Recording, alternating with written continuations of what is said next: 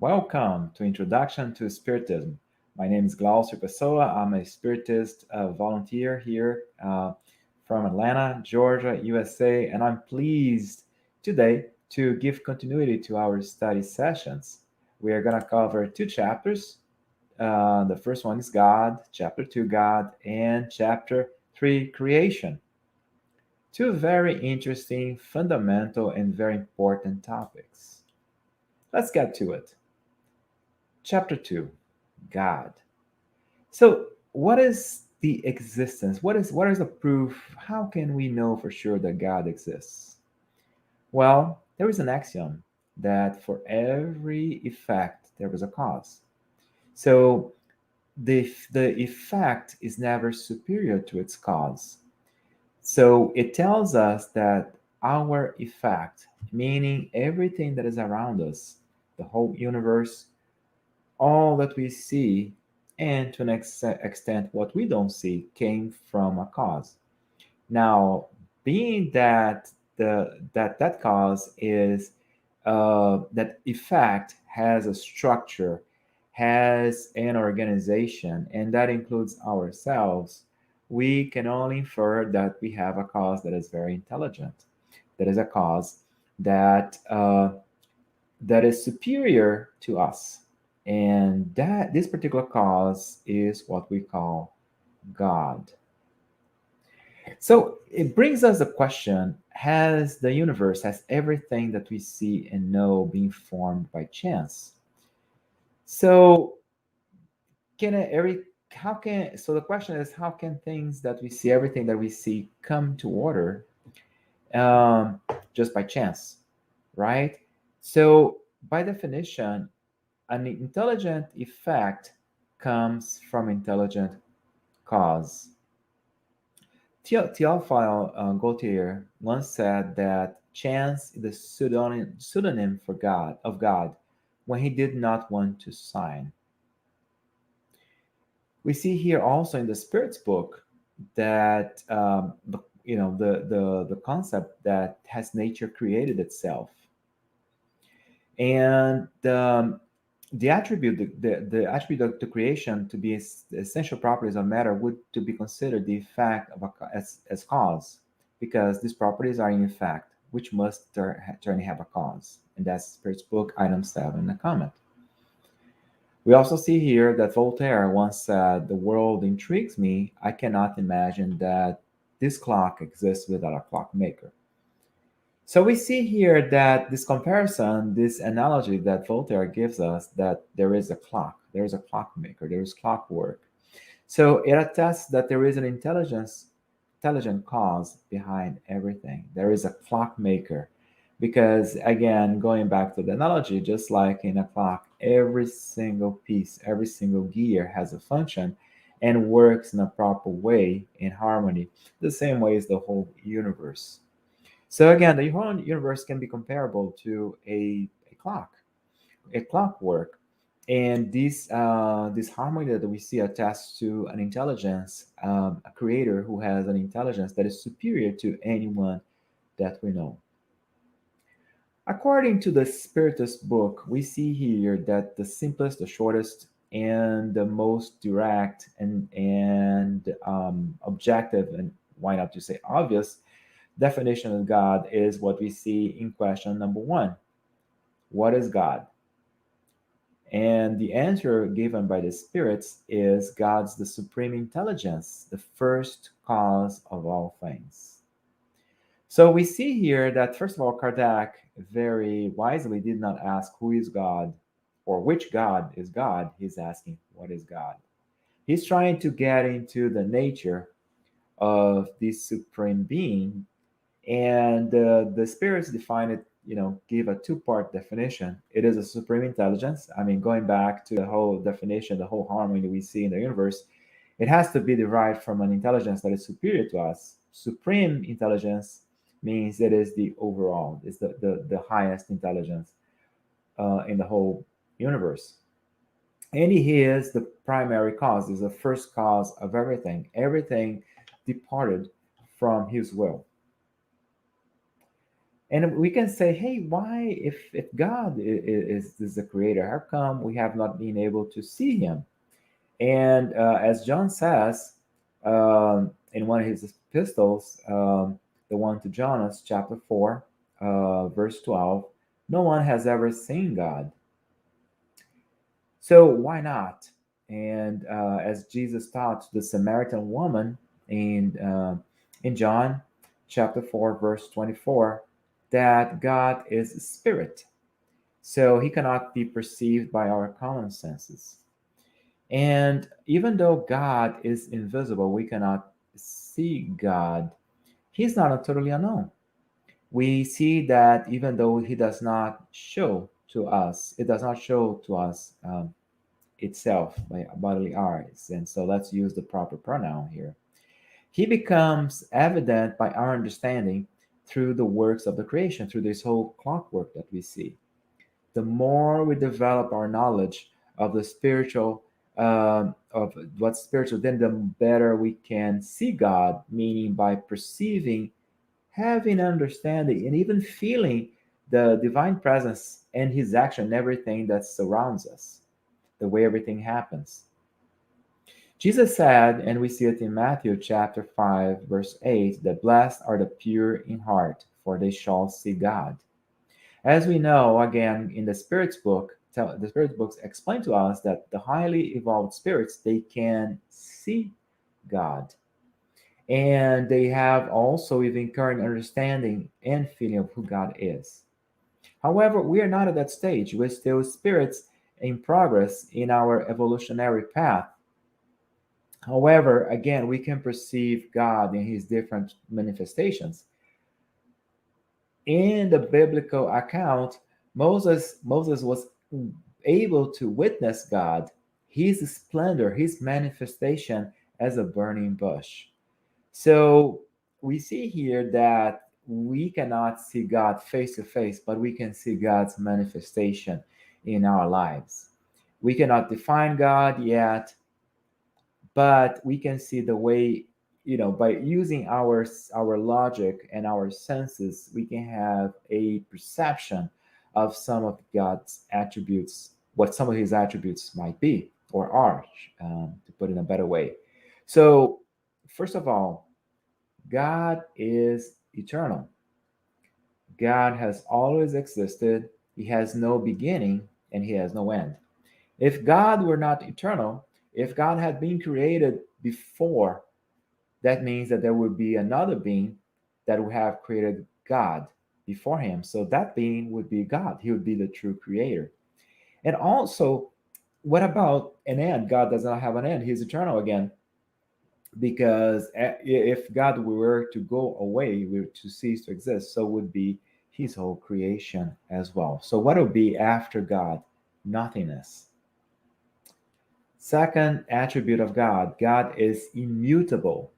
God does not change. Because if God were changing, God were subject to change, so would be also the laws of the universe. And by laws, meaning not just the laws, the laws defined by science, those as well, because those do govern the mechanics of this clockwork that is called the universe, but also the laws of morality, what it is good, what is right or wrong. And those are also divine laws that are impaired, that are fundamental to the universe. And again, that will be a topic for a future study. Third aspect of God, God is immaterial. Again, if God were material, then he would be mutable, change, subject to transformations, just as matter. So we see here that from the previous, we derive an axiom, because if God is immutable, then he cannot be material. Fourth attribute of God, God is unique. God's like no other. If there were another being like God or other gods, then there would be confusion, there would be chaos, and that's not what we see in the universe. We see a very stable set of laws. The law of gravity works on Earth the same way it works in Jupiter, works in the sun, works in distant galaxies. It's the same law and has been working in the universe, has been part of the inner workings of the universe. So God is unique. If there were other gods, then there would be conflicting powers in the universe, and that's not that would be again that will contradict the order that we see. Then the fifth attribute is related to that, and that is pretty much that God is all powerful. He has done everything. Has pretty much he's the creator. He created the laws of the universe, and the universe um, was initiated by in his will. So he can do everything, and he has full power over creation and everything that has been created. And the sixth attribute is a combination. He is sovereign, just, and good. It's a combination of three. So, first of all, he's sovereign because, again, if he's all powerful, he commands the whole universe. God is just. And again, we see God's justice in our lives. Well, not always we can comprehend the degree of this justice. Not always we can see his inner workings in our lives. However, he is just. And as we move forward in future chapters, future lessons of the study of the introduction to Spiritism, we're going to understand God's justice through reincarnation. So sovereign, God is sovereignly just and good. So God is good as well. God is goodness. God is has created us to be happy.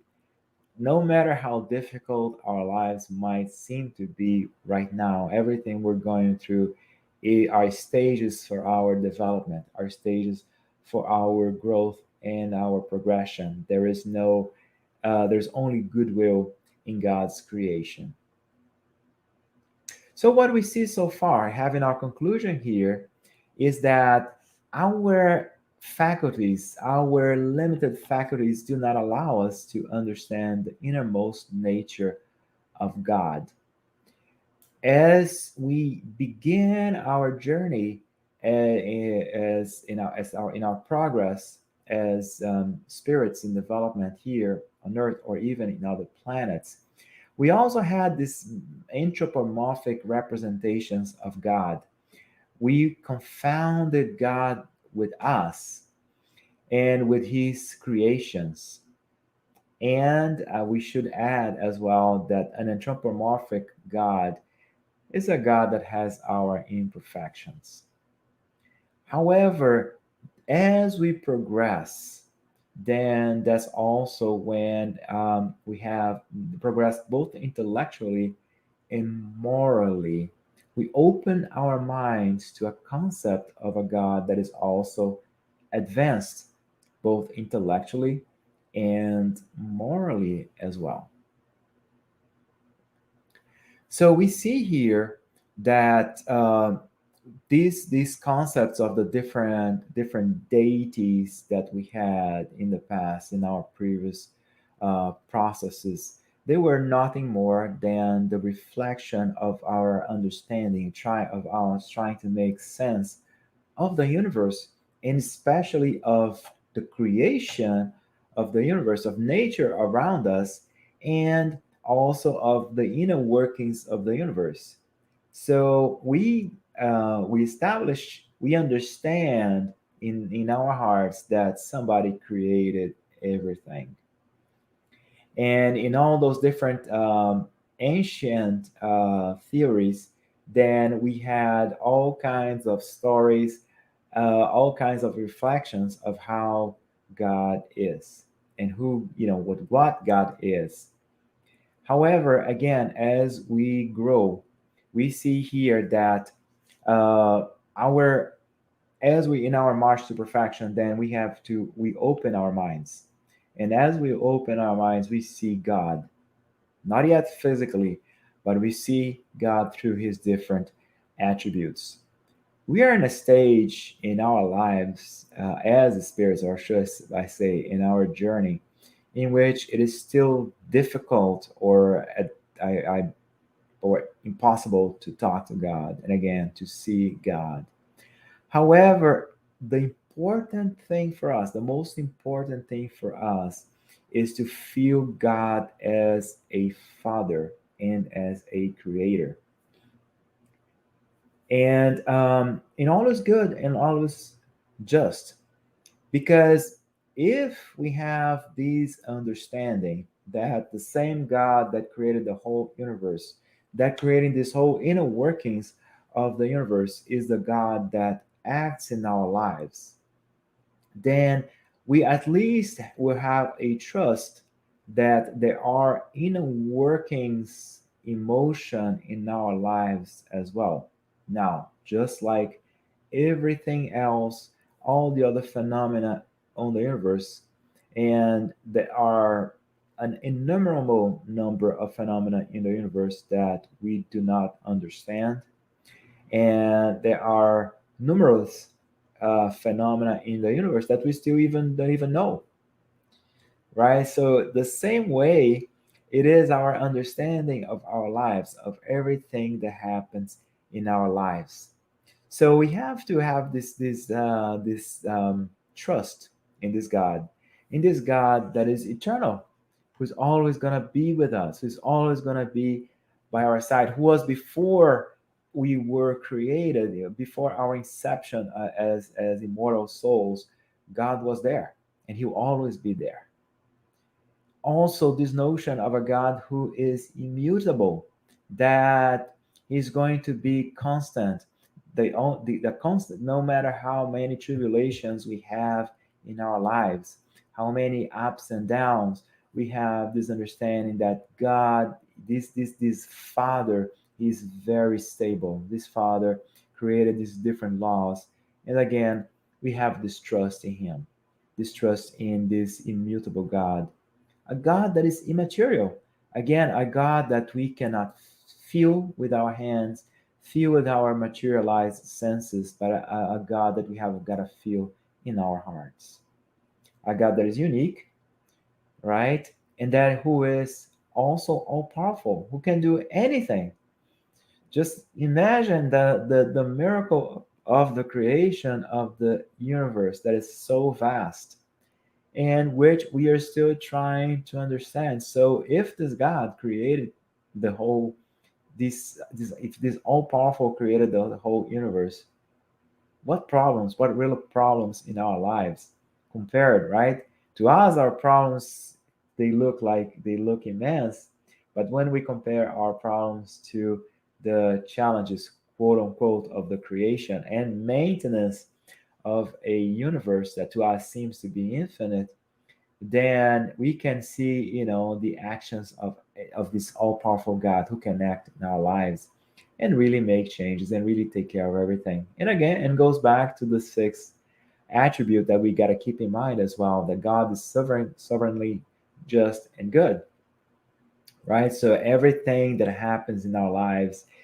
even if it seems to be unfair, even if it seems to be unjust, it is justified.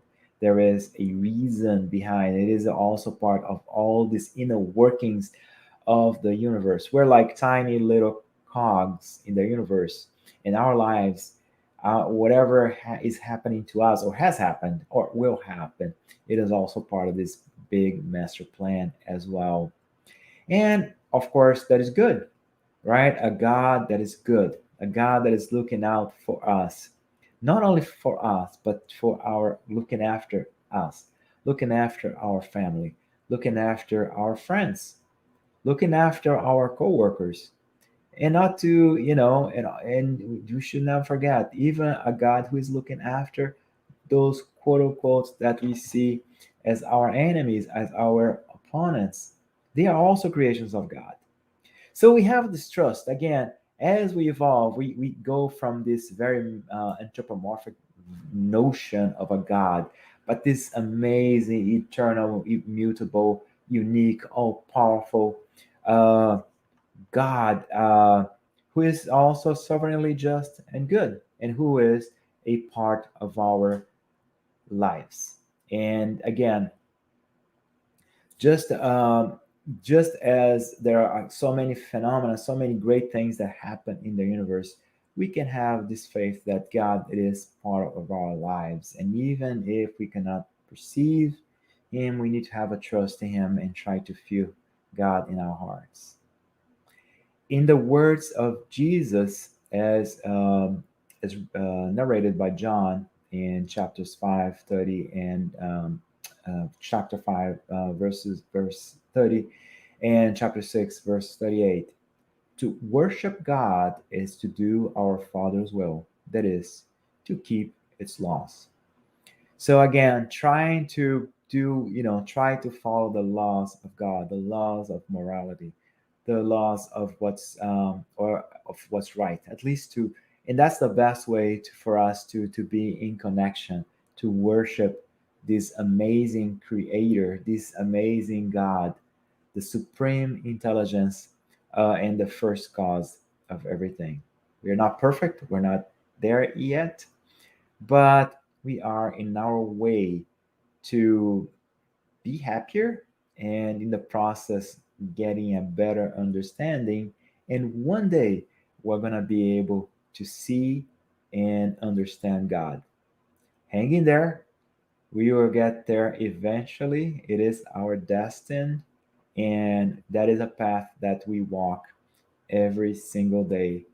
In every difficulty, challenge, every moment in our lives is like a little step towards that goal. That concludes chapter 2. We are now ready to move on to chapter 3, creation. So it's very interesting. We're not, we, the question, um, as I was discussing chapter 2, we as humans, we're always trying to make sense of nature around us, make sense of the universe around us. So we always had this question: how was the universe formed, and how was life created?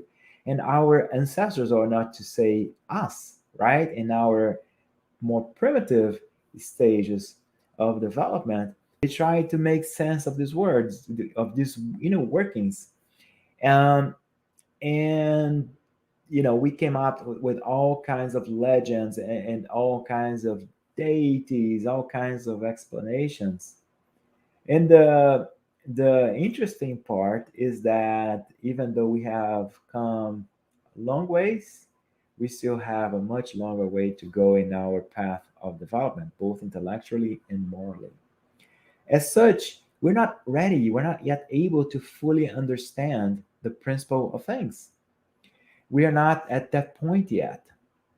As we evolve through our studies, through research, so we have better understandings of the principles, of the natures of the laws of govern the universe.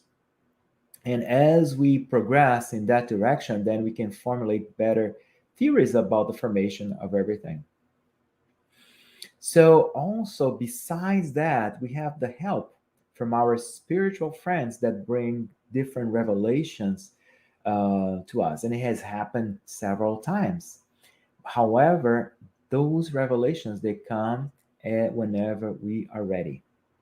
So, little by little, we are able to have to understand these quote unquote mysteries of creation, and getting closer to an understanding that in the end it was the great work and they came from God's will. So we're going to look at three perspectives here of about creation. So first of all, let's look from the scientific standpoint. So first of all, human science does not conceive God as a creator. So human science in its present state, is not creationist. It is materialistic and agnostic. So pretty much meaning that we have to understand everything based in the human intellect. And there are different lines of scientific research that allow us to have a better understanding of the universe around us. First of all, we have astronomy, which is the branch of science that studies celestial bodies and has those celestial bodies behave in the universe as a whole. We have geology, the science that deals with the physical structure of the earth and how and as it's recorded in its rocks. We have anthropology, that is the study of humankind and the different groups of humans. Paleontology, which is the study of fossils, in other words, the remains, the vestiges of ancient life forms. So we see here that also um with this very extensive research that involves in paleontology, for instance, that involves different methods, for instance, X-ray, radioactivity, uh, microchemistry. So all kinds of tests, we see the progression of life here in our planet. And of course, when we talk about life, we have to also to mention biology, which studies life and whatever vital processes that are associated with life and the natural laws. Strictly speaking from a physical life standpoint of the origin and evolution of life. And it's interesting that science really has come long ways. Uh, and the most so here are a few points that that science brings to us. So the most accepted, the universally accepted theory about the creation of the universe is the so-called Big Bang. The Big Bang. The Big Bang was formulated by the British astronomer Fred Hoyle, and he used this term Big Bang, which pretty much says that uh, that formation began billions of years ago of the whole universe of a concentration of mass, and the size of pretty much all the mass of the universe was concentrated in a singularity, concentrated in a spot that was the size of an atom. It was very small. And then it abruptly expanded, just like an explosion, therefore the term Big Bang, and expanded from that point and expands to this day. Together with that, we also see that science tells us that the formation of the Earth began billions of years ago, and it extended through different eras, different periods. Life on Earth, it manifested itself in very remote uh, eras, comes also from a long time ago, in very rudimentary forms. And those rudimentary forms became more and more organized through times. Finally, our species is the last one to emerge. Us, humans, we emerged around 1.75 million years ago. And that is shown here by uh, the the explanation provided by science here is based on the anthropomorphic lineage, right? We had the hominids that were like primitive humans, and from that we have the genus Homo that was less evolved. So those were and from that we have our closest ancestors who are Homo sapiens. The how it works so far, the way science understands it, is that there are no leaps and bounds in evolution. Everything is very continuous. And we see that in the fossil findings. And we see here that we have a human phylogeny. So we have a human kind of like a genealogical um, tree for us humans. What we see here is that there was a intermediate form between the hominids, our that preceded man, and the Homo sapiens. So there was like a linking. Uh, there was a missing link, a previously missing link that was discovered in 2003 in Ethiopia. So one interesting point about our species is that we did evolve extremely fast. Unlike other species that preceded us, we pretty much went way too fast. And it is designated as a quantum evolution. It is interesting to see here that science has a hard time explaining why it came so fast. Uh, but several characteristics appeared in individual humans at the same time, and those changes they were reinforcing other changes, kind of like a chain reaction, and that's why we see the transition, this faster transition into human form. There's also science nowadays. There is some agreement among scientists that our ancestors, our first ancestors, came from Africa. So that's what they call an African monogenesis. So pretty much the Homo sapiens uh, originated in Africa, and from that point on, it spread throughout the world. And we replaced other hominids, other other species less advanced in species in our ancestry as we expand. So we see here the vestiges uh, of our ancestors in caves, and where several of our primitive ancestors lived, and that confirms that the way we spread and the way we pretty much took over. However, it is interesting that there are so many questions about that, and we are going to discuss that now, right? And it is a good thing.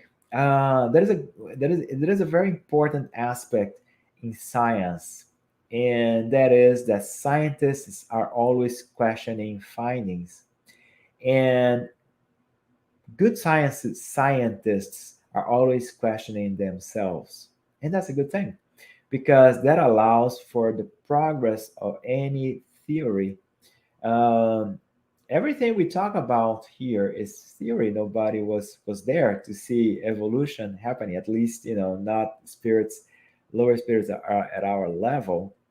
So these different hypotheses are being formulated, and they are proven, or at least proven to an extent, based also in fossil records. However, there's always room for development.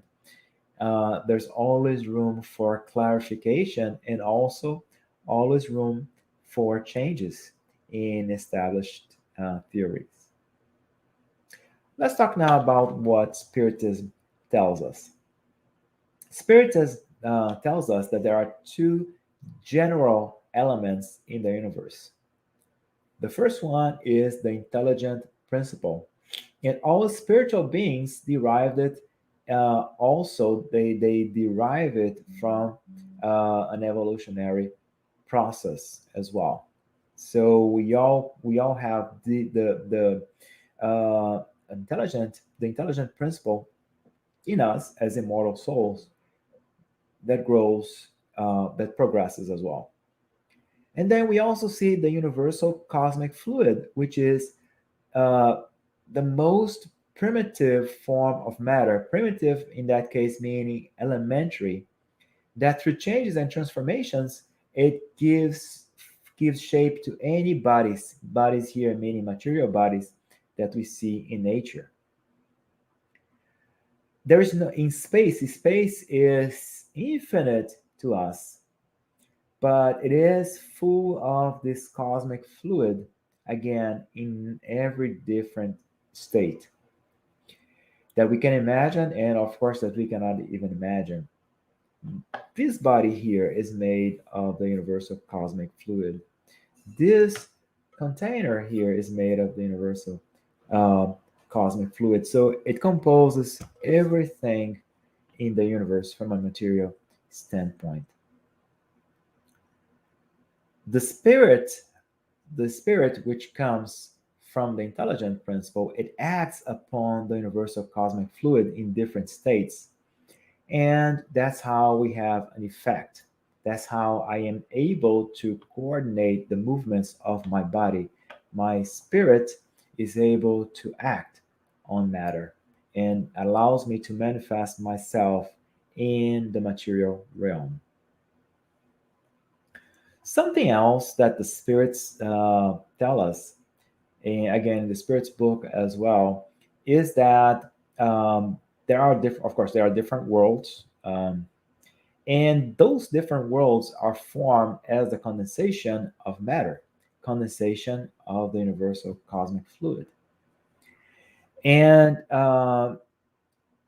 we don't know how long worlds, how long, we don't know exactly how long it takes to worlds to form or even to disappear. But one thing that we know is that there is always renovation in the universe.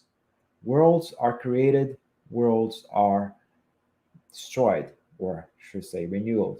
The same way with our bodies. Our bodies are created and they are renewed, meaning we have to give back the matter that is in our body, give it back to nature. And we see here that these organic elements, and again, according to Spiritism, they exist in the universe space.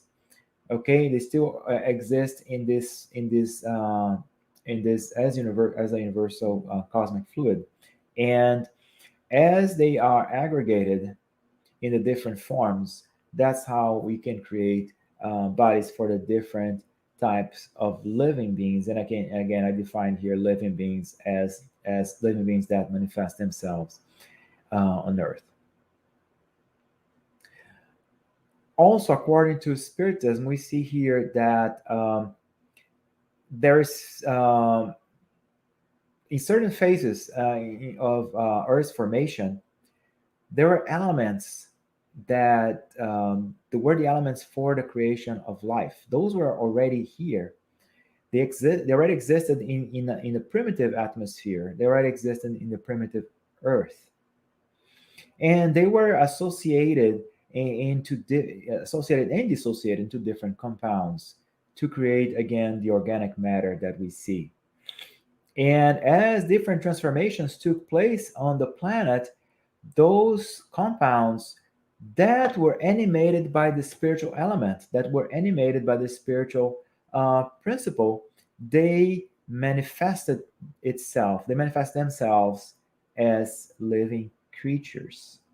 And each different creature with different characteristics became what we know as the different species. Species that from past eras, which are extinct, and species that we know from current times, including our own species.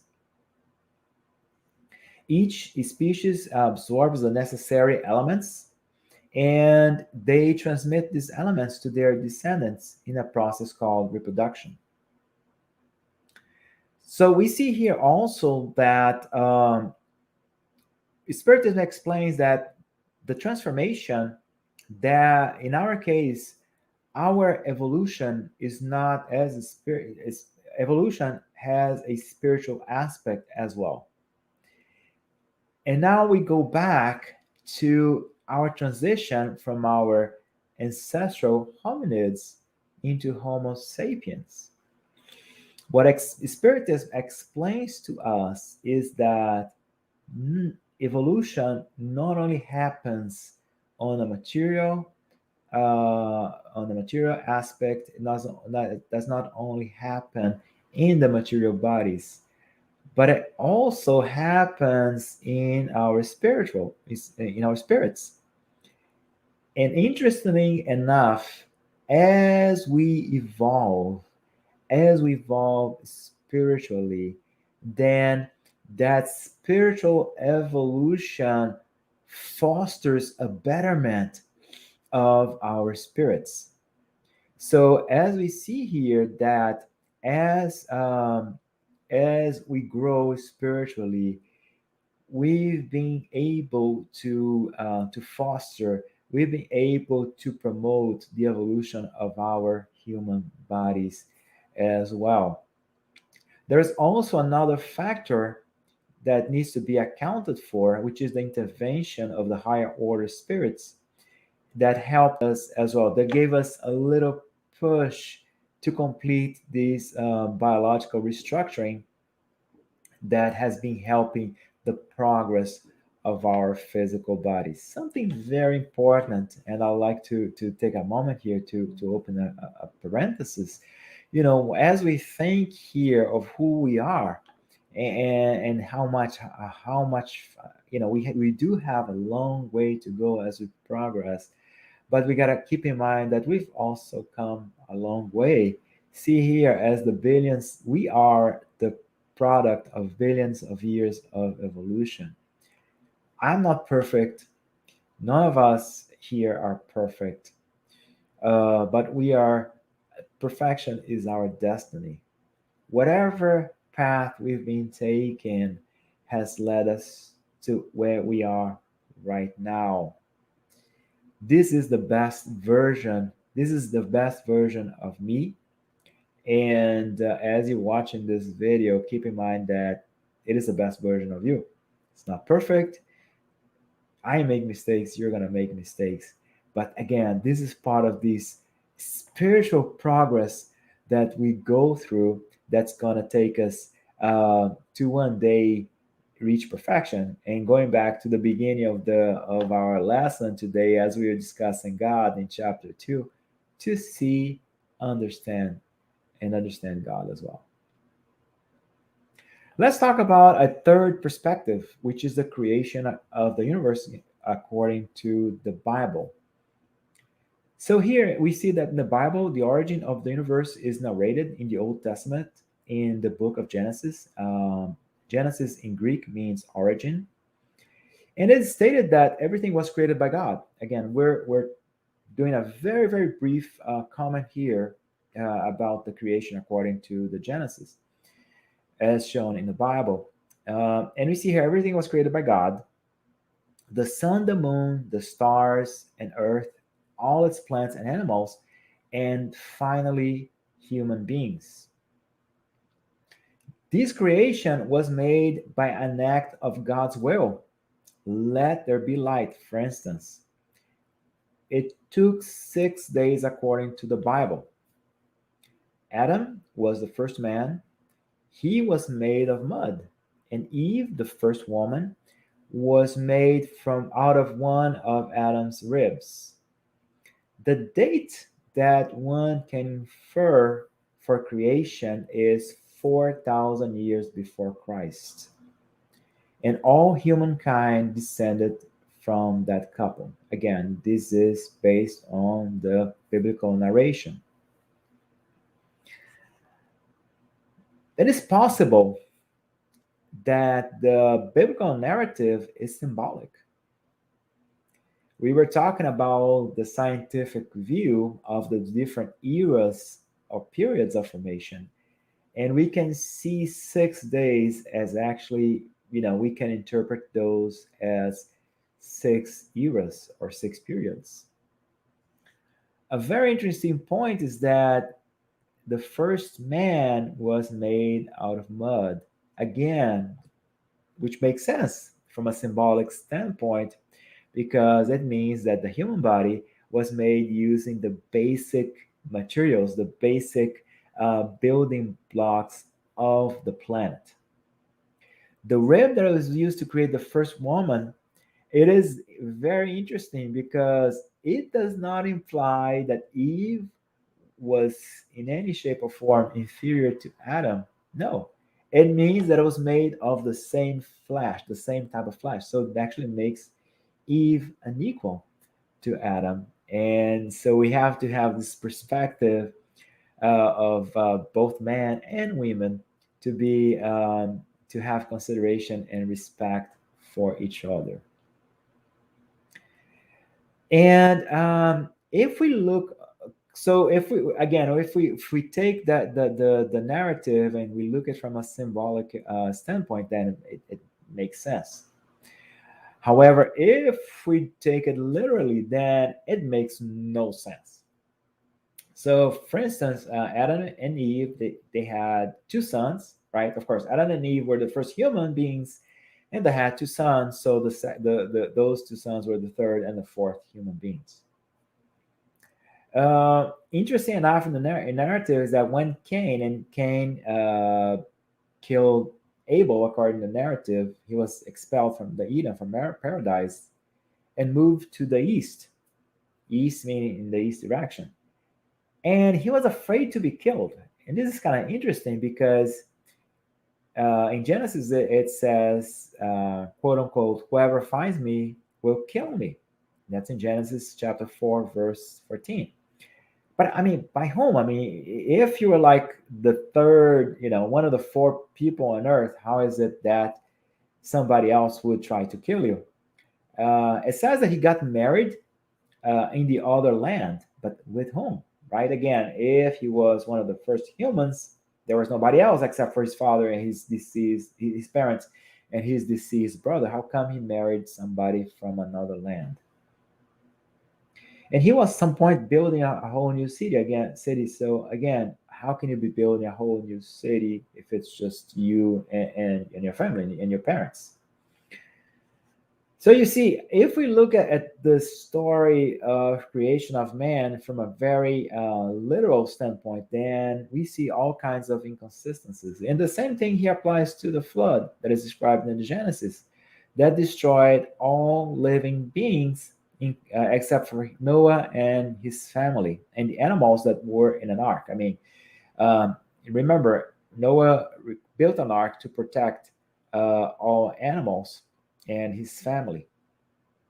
And that allowed him to resettle the earth. So how can you explain the different people? For instance, the Chinese people existed about 30,000 years ago. I mean, it's not 4,000 years ago, it's not 1,000, it's not 10,000, it's 30,000 years ago. And we see records about Indian population, from India for about 10,000 years. So how's that possible, right? So we see some inconsistencies there. So again, if we look at things from a different, if we expand our minds and go beyond just what is the written word, and we try to make some sense, and especially see it through, see it from a standpoint of a possible symbology, we see here that Adam was not neither the first or only human to populate the earth. And in that aspect, both science and spiritism are in agreement. And we see here that it's possible that Adam was a symbol of a human group, a particular group of people that survived the great cataclysm, and in different regions, right? Or different groups in different regions. And they became the stem for different races. So we can see the allegory of Adam as a patriarch for one nation or for different nations. We can also interpret the whole story, the whole narrative, as a possible group of spirits. That's a second way of looking at it. A second group of spirits that came to earth, came to help us, to mingle with us, right, with our ancestors, and what to say us, thousands of years ago, to help us. So they provided changes to us because, again, if they have more developed fairy spirits coming from more advanced worlds, from more advanced civilizations, So they also help the other new physical types. And in Spiritism, we call them the Adamic races. These races that were developed, that were modified thanks to the reincarnation of these different spirits and their better evolved perispirits. They will, again, those spirits, they were banished.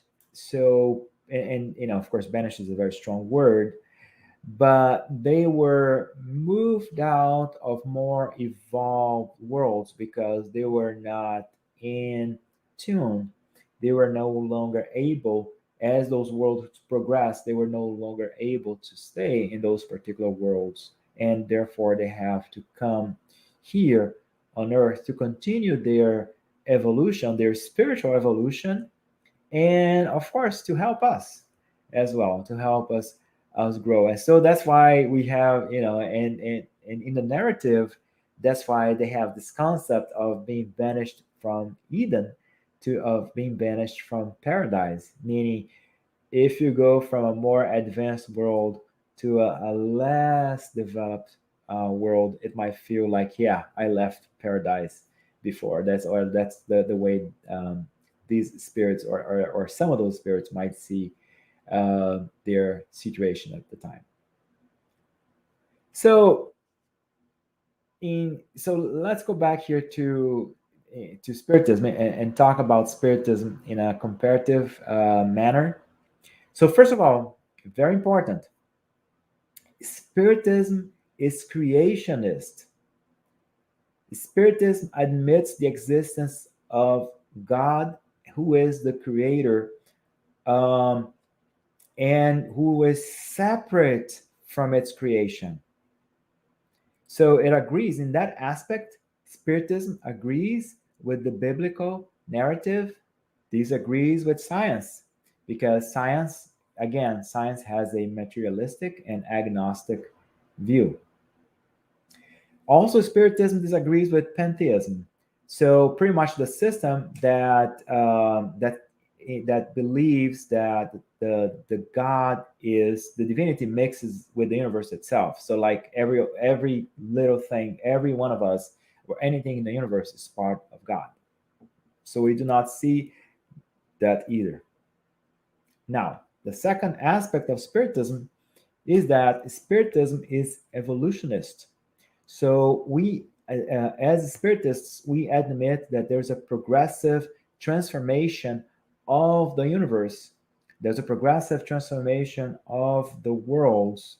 There's a progressive transformation of Earth, and there's a progressive transformation of us, from both a material standpoint, as with the development of our bodies, development of our species, the development of other species, and most importantly, the evolution of our spirits as well. In that aspect, we disagree with the Bible. Again, if we take it by the letter, like we described before, without, not seeing the narrative as a symbology, but, seeing it literally, because evolution is not clear. Again, if we regard it as a symbolic narrative, then it's different. It agrees with science, but again, in part, because again, Spiritism affirms not only the evolution of the body, the evolution of the different bodies of the different beings, but also there's the evolution of the spirit that goes above and beyond just the material evolution. That's it. Creation in the vision of Spiritism, in a scientific, from a scientific standpoint, and from the biblical standpoint. And again, the takeaway here from us is, again, let's be patient with ourselves. The universe took, so far, the universe has been around for billions of years. Earth has been around for billions of years. We've been around for about millions of years, and we still have millions of years to progress as well. Let's be patient with ourselves. Let's be patient with our progression. Let's be patient with our limitations. We are going to make mistakes, and that's part of our evolution. We're going to lose our tempers. We're going to be selfish. We're going to feel hurt by others. That's part of our progress. So let's be patient with ourselves. Let's be patient with others as well. Let's also understand that the same way that we are evolving, we are growing. Everybody else around us is growing as well. Like we saw here, there are no leaps in evolution, there are no leaps in progress. Everything takes its time. We are eternal souls. We have eternity to reach perfection. Of course, we want to get there sooner than later because, again, the longer we linger around, the more room for suffering we have and challenges. So let's think this way. Let's be patient with ourselves. Let's be forgiving with ourselves, but trying to learn and growing, doing our best. And let's be forgiving to our brothers and sisters as well, because they're also in the path of evolution. And again, today, this is the best version of myself. This is the best version of yourself. This is the best version of everybody else. We're all giving the best we have in different circumstances. So let's just, again, try really hard and hang in there in our path of progression. All right. Now let's verify if we have any questions about these two interesting chapters. Oh, here's the first question. If God is sovereignly just and good, how come we see so many injustice in the world? That is a question that bothers all of us because we see what we classify as injustice. However, again, God is sovereignly just and good. So what we might perceive in our understanding of injustice might be only our interpretation at face value. In the Spirit's book, there's a very interesting explanation about reincarnation, and that's going to be one of our upcoming topics. And as we understand that this is not our first life, and this is not our only life, what might be an apparent injustice, it is actually an effect. For every cause, there's an effect. So a cause, there was an action that took place in a previous life might have repercussions in a future life and create what is some sort of an apparent suffering. So what's an apparent injustice? It is actually what could be classified as an effect of some previous actions in a previous reincarnation. Another interesting question. Why are so many scientists skeptical of God? Uh, it is interesting because scientists, as even part of the scientific method, they don't know everything. They're still learning, and in their inquisitive mind, they might question this being, supreme being that they don't see yet. But regardless of the level of intellectual development that each one of us might have, sooner or later we're going to reach a level in which we're going to be able to not only see and understand God. So regardless if in this incarnation you're a scientist or not, or if you believe or not in God, at some point you are going to be able to see God, understand. So it's not about a question of believing God, is to knowing if not if God exists, but what is God in essence.